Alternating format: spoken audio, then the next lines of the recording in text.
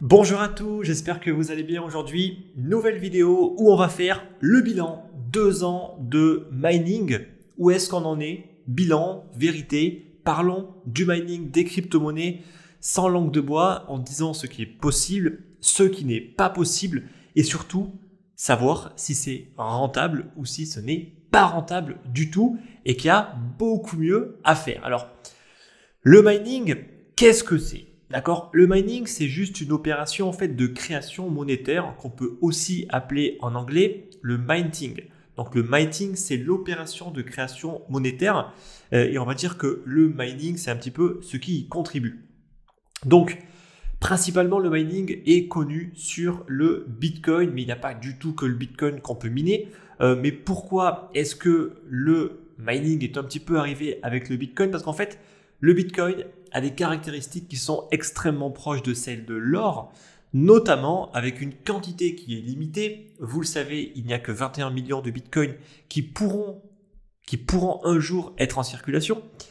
Et ensuite, il y a une difficulté d'extraction, d'accord, qui est un petit peu, on va dire, émulée avec le Bitcoin. Pour avoir une inflation qui est constante et pour avoir une création monétaire toutes les 10 minutes plus ou moins. Donc, toutes les 10 minutes, les mineurs du réseau Bitcoin se livrent à une sorte de bataille informatique pour être le premier à résoudre un fameux puzzle informatique. Le mineur qui va être gagnant, donc le premier à trouver la solution au puzzle, sera alors autorisé pour mettre son propre bloc dans la blockchain et tous les autres mineurs et les autres nœuds du réseau accepteront le résultat et accepteront le nouveau bloc. Lorsque l'ajout du nouveau bloc se fait, le mineur, lui, a rajouté en fait dans l'entête du bloc son porte-monnaie et va inscrire qu'il va créer des nouveaux bitcoins. En l'occurrence, il peut créer 12,5 bitcoins par bloc à l'heure où je tourne cette vidéo en début d'année 2019. Pourquoi je dis ça? Pourquoi je précise en fait la date? C'est parce qu'en fait, cette récompense de minage, elle évolue et elle diminue au fil du temps. Elle diminue environ tous les 200 000 blocs. La prochaine diminution, qui en fait s'appelle en anglais le halving, aura lieu en 2020. Donc le mineur va récupérer donc, les nouveaux bitcoins qui ont été créés, en l'occurrence actuellement 12,5 bitcoins, plus les frais de transaction. Donc cette opération se réalise en fait toutes les 10 minutes environ. Et justement, en fait, le puzzle informatique a une difficulté et cette difficulté s'ajuste en fonction justement de la puissance de calcul des mineurs pour ne pas avoir trop de création monétaire, mais aussi pour ne pas en avoir pas assez, d'accord? Parce qu'il ne faudrait pas qu'il y ait une création uniquement toutes les 15 ou toutes les 20 minutes, non. Le but, c'est d'en avoir une toutes les 10 minutes, voilà. Bon, j'ai fait un petit rappel sur qu'est-ce que le mining, j'espère que c'est clair pour vous. Donc 12,5 bitcoins toutes les 10 minutes, c'est plutôt intéressant. Donc vous connaissez aujourd'hui donc le prix du bitcoin qui avoisine entre on va dire 5 000 et 10 000 dollars aujourd'hui. 12,5 bitcoins, c'est quand même une somme assez importante. Donc c'est une somme qui attire beaucoup de convoitises. Donc il faut comprendre que plus de personnes voudront miner, donc plus de personnes voudront mettre son bloc dans la blockchain et plus le réseau sera sécurisé. Donc c'est pour ça aussi que la valorisation du Bitcoin est très importante, car si on avait aujourd'hui un Bitcoin qui ne valait que 1 dollar, au final, ça n'intéresserait absolument personne de gagner 12,5 dollars. Alors que là, vous imaginez bien que ça attire beaucoup de convoitises. Donc, qu'est-ce qu'il y a comme différents types de mineurs? Car il y a effectivement différents types de mineurs. Premièrement, il y a les mineurs qui ne font pas vraiment ça pour l'argent. Ça veut dire qu'ils minent uniquement pour participer au réseau, car pour sécuriser le réseau, pour participer au réseau, pour miner des blocs, il faut des personnes qui offrent une puissance informatique. Donc premièrement, et ça c'est majoritairement les premiers mineurs, ils ne faisaient pas ça pour l'argent, mais juste, on va dire, pour participer au réseau. Deuxièmement, il y a ceux qui sont passionnés par les crypto-monnaies et qui font également ça pour l'argent. Donc ça veut dire que, par exemple, un crypto-enthousiaste va offrir une puissance de calcul, mais il va quand même le faire parce qu'il y a une rémunération. Parce que lui, quand même, ça lui coûte de l'argent.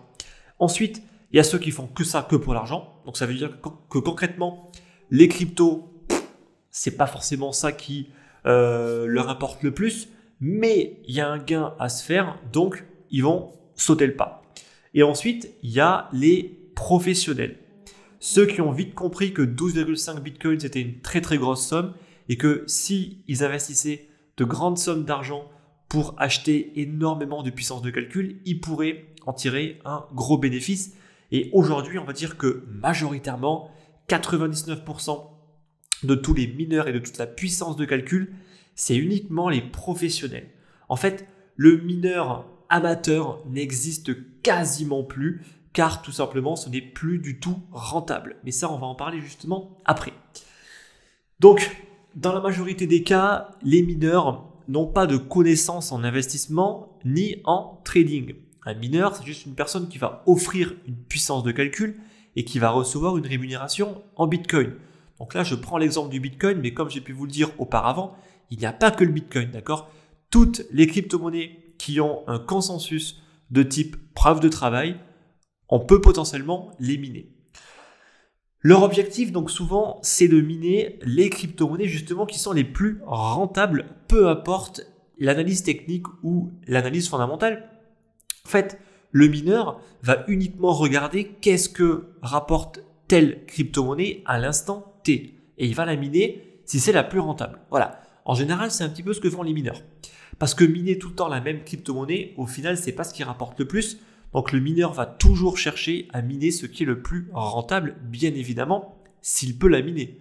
Car il y a différents types de mining qui existent avec différents types de matériel.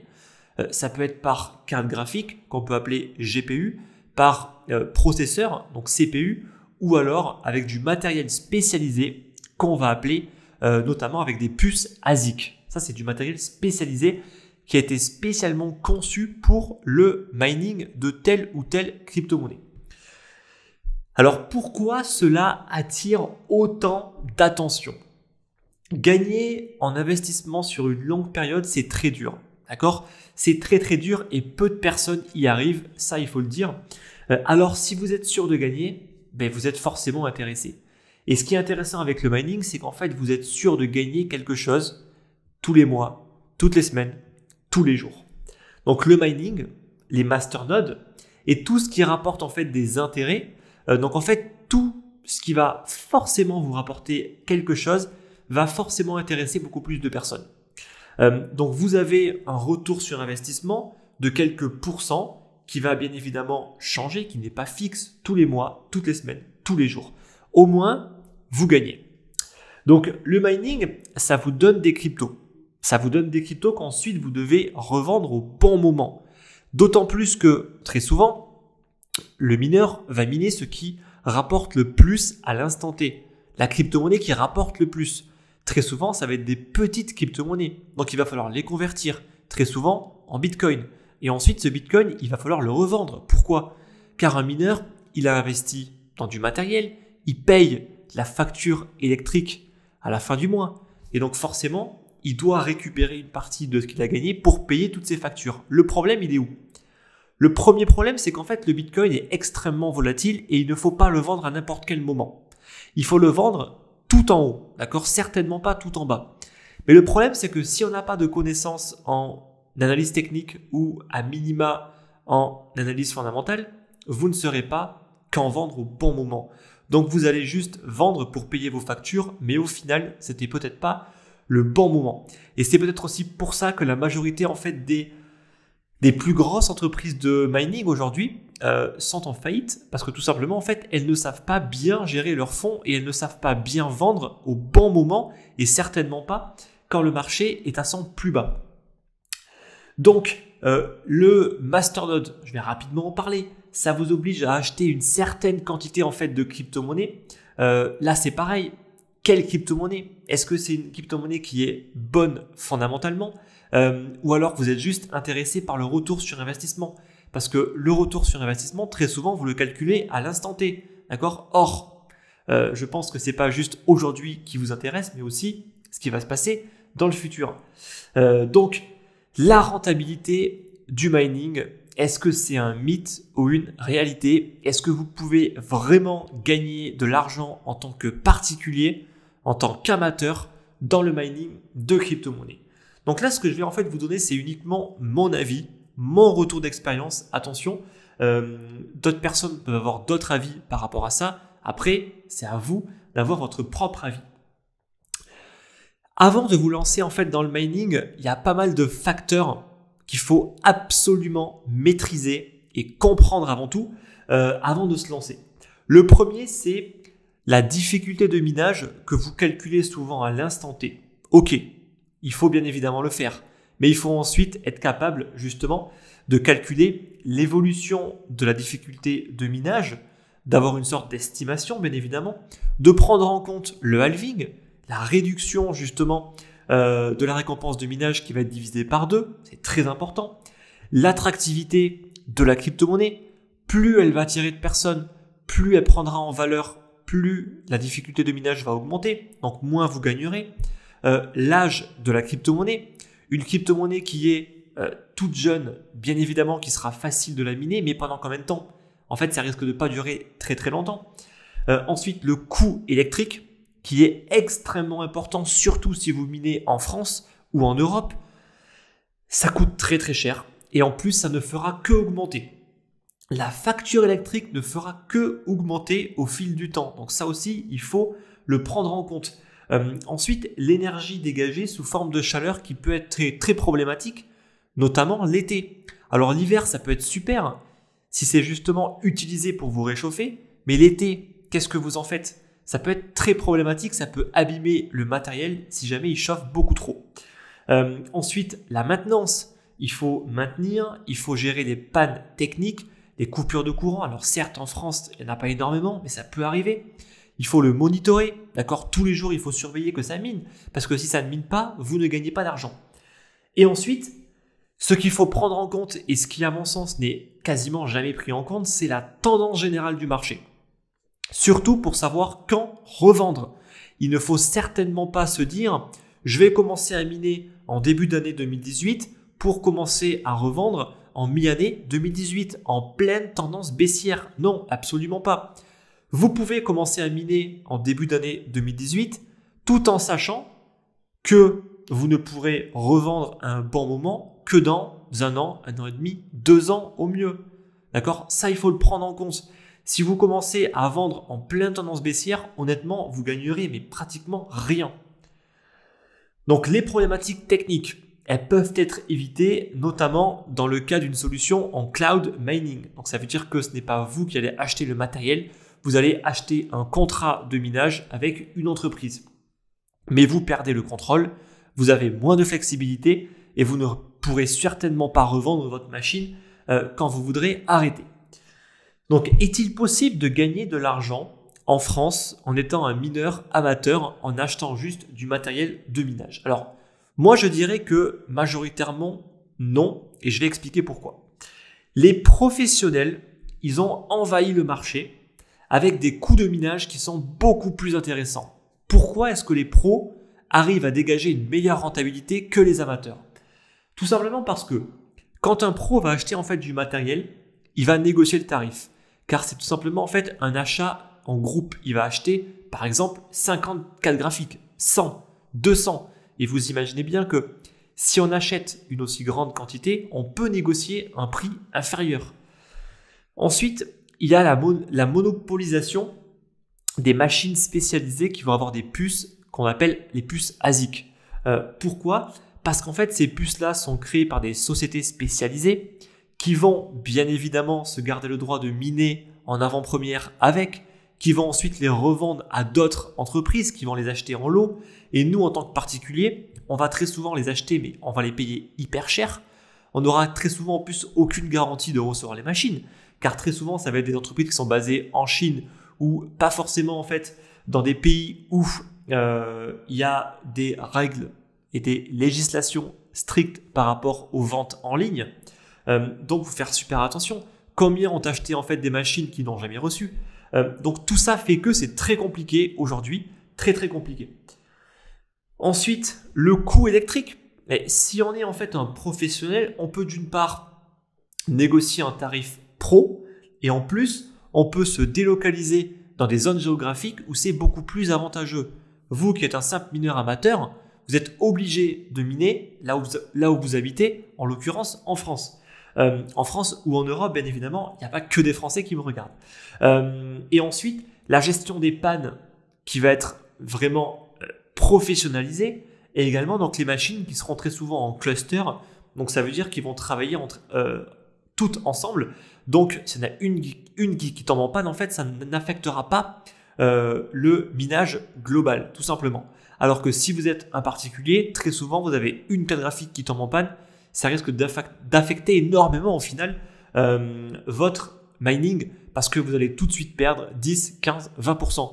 Alors qu'un pro sur, disons, 500 cartes graphiques, une qui tombe en panne, c'est quasiment rien du tout. D'accord ? Il la remplace, il n'y a eu quasiment aucun impact sur la rémunération. Donc, à mon sens, investir est beaucoup plus rentable car en fait, vous essayez en fait de jouer à un jeu auquel vous perdez d'avance parce qu'il y a des personnes qui vont avoir une meilleure rentabilité dès le début. Alors que en investissement, si une crypto-monnaie prend 10%, que vous l'avez acheté à X prix et que vous la revendez avec X prix avec avec un bénéfice de 10%, que vous soyez un pro ou un amateur, c'est 10%, d'accord ? Alors qu'en mining, vous partez tout de suite avec, on va dire, un handicap. Donc c'est pour ça en fait que, à mon sens, l'investissement est beaucoup plus intéressant parce que justement, il n'y a pas justement cet handicap de départ qu'on peut avoir avec le mining. Donc moi, j'ai fait un test. Donc moi, je vis à Maurice, donc j'ai pas acheté une machine de minage. Pourquoi ? Premièrement, car moi, j'ai pas le temps en fait de m'en occuper. Deuxièmement, il y a beaucoup de coupures de courant à Maurice. Troisièmement, il fait extrêmement chaud, c'est extrêmement humide. Donc le climat est vraiment pas propice pour faire du mining, absolument pas. Donc, moi, j'ai pris une solution de cloud mining, donc sur Genesis Mining. Donc j'ai pris un contrat de minage de 2 ans sur un contrat Etash, donc pour miner principalement de l'Ethereum ou de l'Ethereum classique. Donc c'est un contrat qui m'a coûté 68 bitcoins, qui il y a 2 ans, ça équivalait environ à 1900 $. Donc ça m'a coûté 0,68 bitcoin, 1900 $ pour avoir 70 mégahash de puissance de calcul. Donc mon contrat, il est terminé. Ça fait 2 ans, ça veut dire que je ne gagne plus d'argent vu que le contrat il est terminé, c'était un contrat sur 2 ans.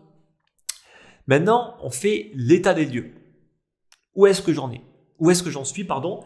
Est-ce que j'ai gagné de l'argent ? Est-ce que j'ai perdu ? Combien est-ce que j'ai miné ? Eh bien, je vais tout vous dire. Alors, au début, je minais de l'Ethereum. Donc, j'ai miné environ 1,41 Ether. Ensuite, j'ai basculé sur l'Ethereum classique car il était un peu plus rentable à miner. Mais au final, c'est vraiment quasiment du 50-50 entre Ethereum et Ethereum classique. Donc j'ai miné de l'Ethereum classique et puis au13 j'ai un petit peu délaissé, on va dire, la chose et j'ai laissé le mineur sur Ethereum classique et j'ai miné 113,84 Ethereum classique. Donc au cours actuel, si je prends mes Ethereum classiques, j'ai combien à l'heure où je tourne la vidéo ? On est le 7 juin 2019. Et bien j'ai 1451 $ en Ether et en Ethereum classique. Donc, à l'instant T, je suis toujours perdant. Ça veut dire que j'ai payé un contrat à 1900 $, j'ai 1451 $. Voilà, au bout de 2 ans. Donc, ceux qui vous disent que au final c'est rentable sur une longue période de temps, c'est faux. D'accord ? Pourquoi ? Parce que la tendance du marché est extrêmement importante. Bien sûr, j'aurais fait le test de 2016 à 2017, fin 2017, début 2016, oui, j'aurai une super rentabilité, bien évidemment. Je l'ai fait quand ? Mi-année 2017, on est aujourd'hui en mi-année 2019, je ne suis pas rentable. Voilà, c'est aussi simple que ça. Donc, si j'avais conservé mes bitcoins, parce que j'ai quand même payé 0,68 bitcoins ce contrat, et bien en fait, j'aurais aujourd'hui 5440 $. si je prends le prix du Bitcoin aujourd'hui. Donc ça veut dire quoi? Ça veut dire que en fait, si j'avais juste conservé mes Bitcoins, j'aurais un retour sur investissement de quasiment fois 2,5, alors que là, je suis en perte, en négatif. D'accord? Et ensuite, si j'avais, alors j'aime pas forcément les si, d'accord, mais là, juste pour l'exemple, si j'avais acheté des Ethereum classiques avec mes 0,68 Bitcoin, j'aurais pu acheter 96 Ethereum classiques. J'en ai miné un petit peu plus, il faut le dire, j'en ai miné 113 plus 1,41 Ether.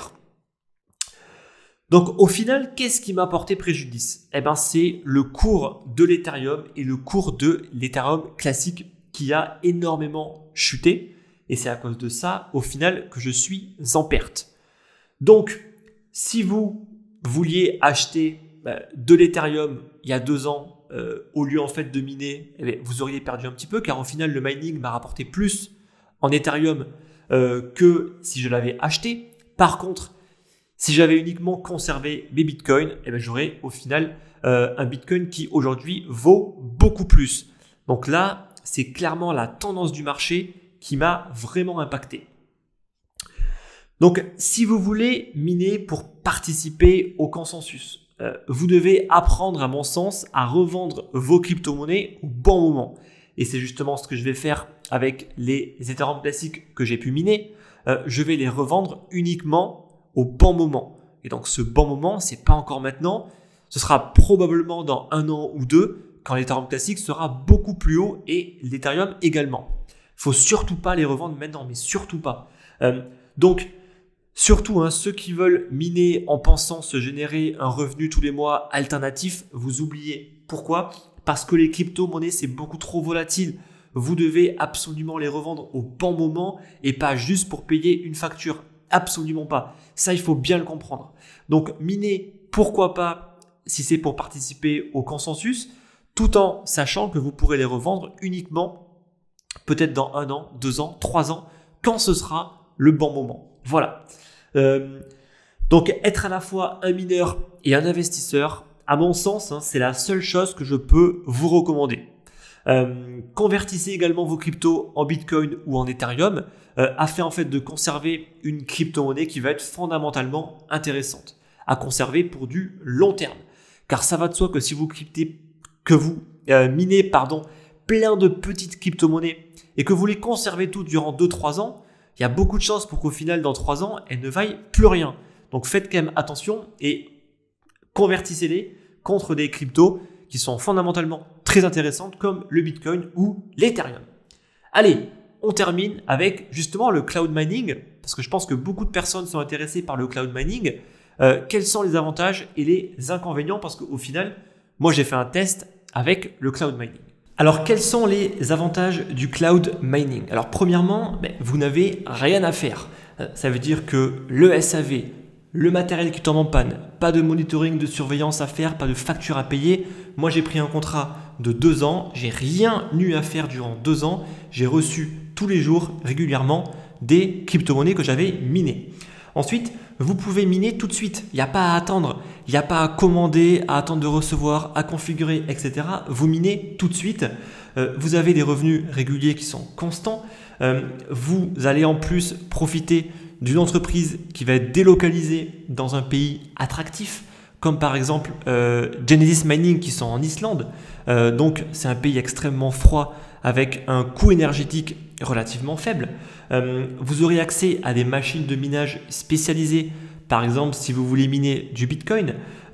Et en plus, donc ça vous permet, si vous voulez juste participer à sécuriser en fait davantage le réseau, d'acheter un petit contrat qui au final va pas forcément vous coûter grand chose, mais qui va permettre à des entreprises d'avoir un modèle économique rentable pour justement fournir une grosse puissance de calcul et pour sécuriser énormément le réseau Bitcoin en l'occurrence, car c'est quand même le premier réseau.